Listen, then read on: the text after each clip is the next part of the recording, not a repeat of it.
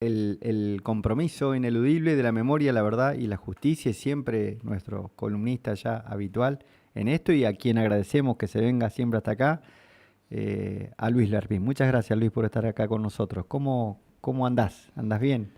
Venís de ver un fútbol, Sí, venís de ver yo fútbol. personalmente muy bien, contento recién con uno de mis nietos.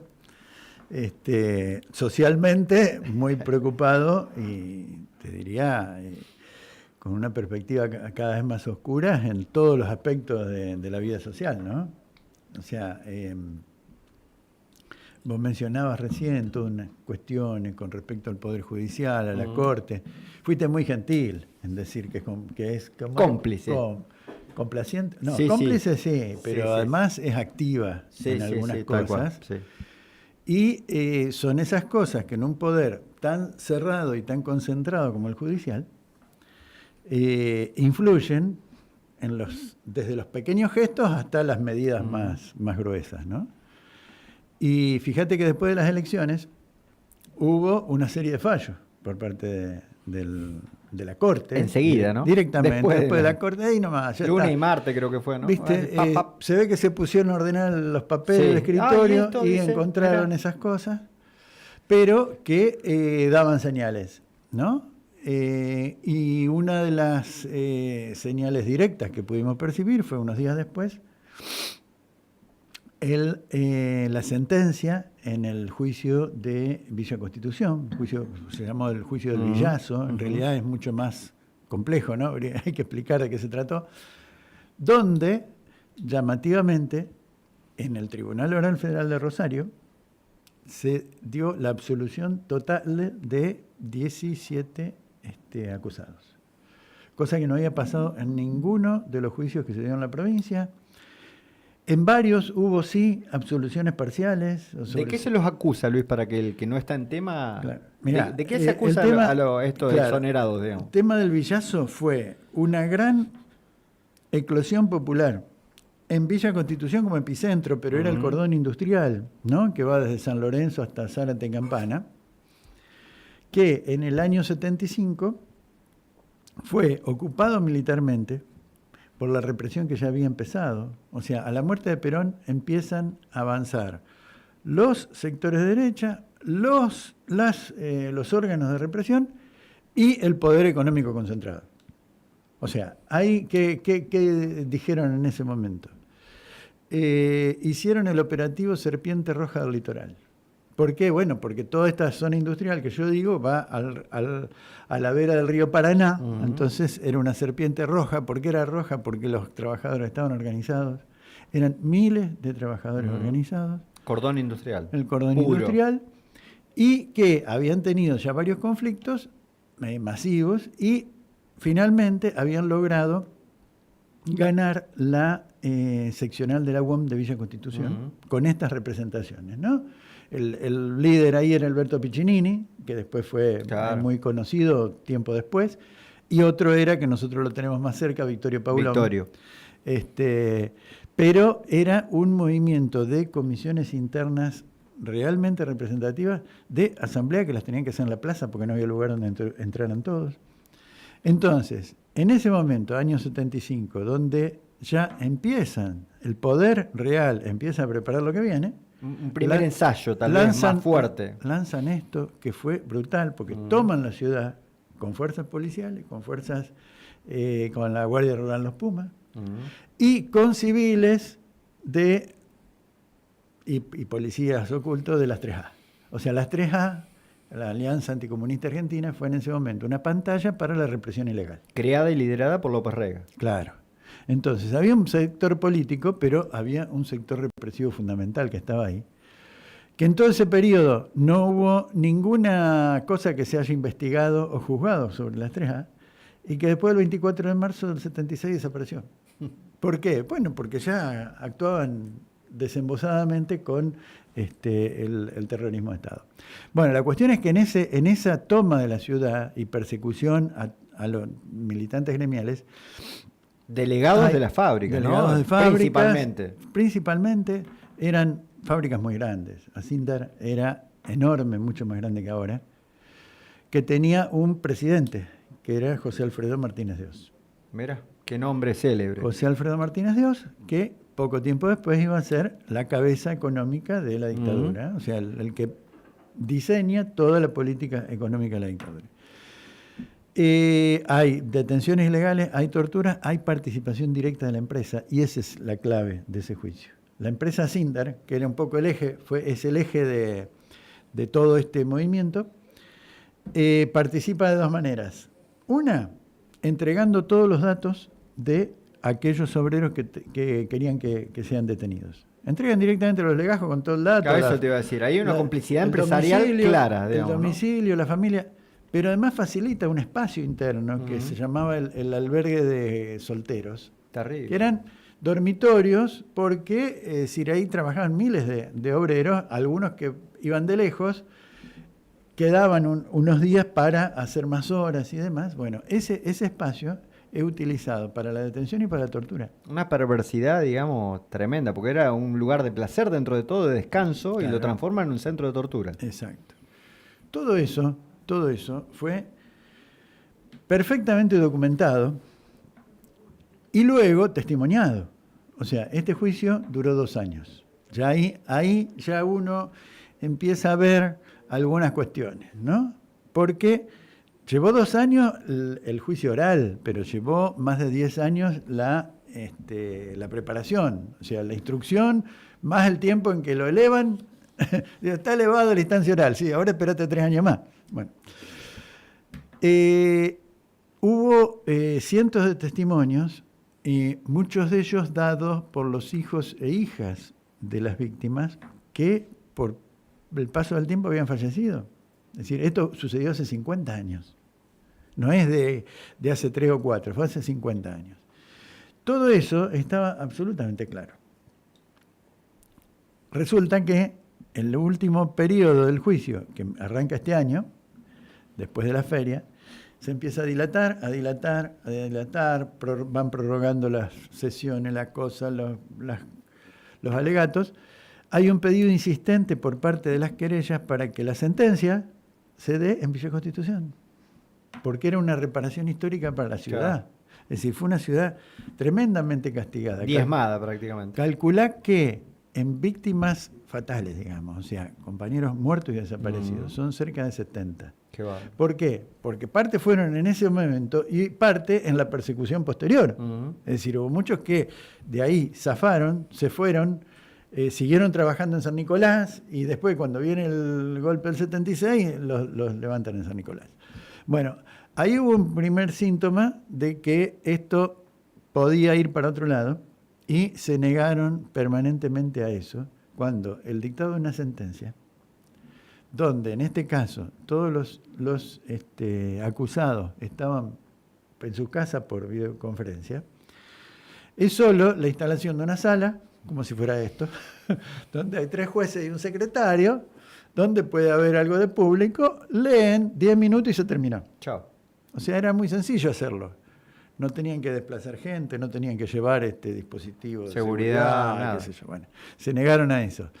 La dan 2 días, una semana después de las elecciones. Hay pocos días después de las elecciones y surge este fallo que es vergonzoso, porque hay 2, además hacen cierta cobertura como suele hacer la justicia, ¿no? Es decir, 2 jueces votan en conformidad con todas las absoluciones y el tercer juez dice que vota en disconformidad, entonces pide condena para 2 y absuelve por el beneficio de la duda a todo el resto, ¿no? Entonces uno se queda pensando, ¿qué es el beneficio de la duda? Y sí, pero a mí me parece que no es tanto. Son jueces. Una arbitrariedad claro. Tremenda, digamos, ¿no? ¿Y qué otra cosa hacen? Anuncian que los fundamentos del juicio, que siempre se dan unos días después, los van a dar el 6 de febrero. O sea, 90 días después de esta cuestión. Cosa que dilata todo. Primero, que hace que se diluyan las cuestiones. Segundo, que las apelaciones, que obviamente se van a hacer, porque todas las querellas están, y la fiscalía quedó pasmada porque, digamos, el fiscal federal es también un funcionario judicial. Claro. Que conoce desde adentro cómo son las cosas y cómo se llevan los juicios y qué cosas hay, qué cosas pesan y no pesan en un juicio y demás. Cosa que a veces en la querella uno está mucho más jugado, ¿no? En la posición y en la defensa. Bueno, fue, creo que de las personas que participaron ahí, el que estaba más asombrado por esto, también va a apelar, pero calcula que todo eso después lleva tiempo, que los que están ahora absueltos, pero que podrían estar imputados, son ya muy mayores de edad y que se va a terminar aplicando la impunidad biológica. El centro acá, yo te decía que era lo de Asíndar, porque los dos primeros acusados y los que tenían mayores cargos eran los dos funcionarios de la empresa, que facilitaron los datos para que los vayan a buscar a los obreros y las instalaciones para que se cometan estos crímenes. Al condenar a Asíndar en una condena pública era una clara señal de castigar al poder económico. La fábrica hoy ya no es la de antes, o sea, hoy son capitales extranjeros, no han tenido que ver los dueños de hoy con eso, pero para toda la sociedad, Asíndar es Asíndar, Asíndar es Martínez de Oz, Asíndar es el capital concentrado. Entonces, dejar a la luz eso como conclusión de un juicio que tuvo todos esos inconvenientes que yo digo, iba a ser una cuestión contraria al camino de este gobierno, de todo lo que vos decías antes, donde hace todo lo que se puede y más en favor de ese poder económico, a quien hoy, en el plano de la economía real e industrial, no le da nada, ni le puede dar nada. Entonces, ¿qué es lo que da? Más ganancia restringiendo derechos laborales, o mejor dicho, compensar lo que no ganan con las restricciones laborales, y esto, que es una medida política, más de tipo político, moral y demás.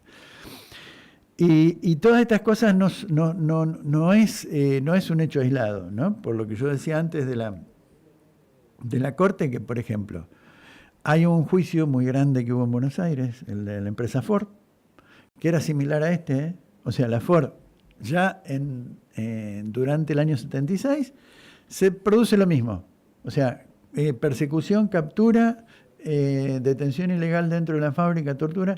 Ese juicio se hizo en el año 2017. Tuvo condenas, fueron apeladas, desde entonces están en la Corte, es que todavía no da la sentencia firme. Entonces está bien, la condena pública está, pero esos artilugios legales de la sentencia firme hacen que de un día para el otro digan, bueno, no confirmamos la condena. Es la ofensiva del claro. neoliberalismo de nuevo más extremo, digamos, claro. ¿no? Contra la industria, contra el cordón industrial, claro. Contra los sindicatos y contra los derechos humanos, obviamente. Sí. Sí. Villa Constitución, ¿la mayoría de los habitantes viven de Asíndar o de otra...? No, en este momento la verdad no tengo los datos. No importa. O sea, pero sí que sigue siendo una ciudad industrial. Porque me llama la atención los resultados de las últimas elecciones. Sí, ¿no? sí, a todos nos llama. Claro. Y es un llamado de atención claro. para cómo claro. Pensamos, observamos y actuamos sobre la realidad. Esto para quienes impulsaron esto, que no son solo los sobrevivientes del Villazo, sino que, digamos, hay toda una fuerza social. Es un trabajo no solo de justicia, sino también de memoria, ¿no? O sea, era poder llevar en esa zona la memoria de lo que fue todo ese periodo, toda esa construcción por parte de los trabajadores, que eran delegados de fábrica, y si se mira la historia de cada uno, había muchos, por ejemplo, que venían del norte de la provincia de Santa Fe, como ha pasado, ¿no? Es decir, atraído por el laburo. Atraído por el trabajo, que vivían ahí en sus casitas que se habían hecho ellos, o sea, bueno, eso se ha hecho y se hace y se va a seguir haciendo. Obviamente que hay muchas veces un desfasaje entre las opciones y propuestas políticas y la realidad. Decíamos, Luis, que dejar de luchar no es nuestra opción, así que te invitamos a esa idea también. Sabemos que sos un luchador de toda la vida, que has padecido también lo tuyo por esa situación, y bueno, y te agradecemos mucho. Si querés terminar con algo, estás invitado. No, que estemos muy atentos a todo esto, y que no dejemos de explicar todas estas cosas en su amplitud, ¿no? Porque, es decir, uno lo primero que responde en esto es, hubo todas las absoluciones, qué barbaridad. Bueno, pero hay que poder explicar todo esto, porque hay quienes lo conocimos en ese momento, es decir, yo... primero por los diarios, pero después por compartir pabellón en Coronda con compañeros que habían sido presos ahí en Villa Constitución, que eran muchos. Pero calculá que hace 50 años. Hay muchas cosas que hay que poder transmitir para mirarlas a la luz de esta realidad, ¿no? Y siempre dejar claro que nadie se salva solo, que no hay búsqueda en este caso, de perspectivas políticas, sino en conjunto. O sea, el papel de espectador es el mejor que nos asigna el poder concentrado.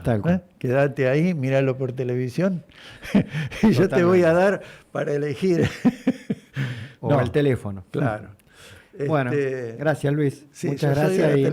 Yo soy de la televisión todavía, ¿viste? Bueno, sí, pero ahora lamentablemente todos los pibes están con el celu 20 horas. Ahí pasó Luis Lerpín, nuestro columnista en Derechos Humanos y Memoria. Hacemos un cortecito y venimos, creo, con Daniel Arroyo.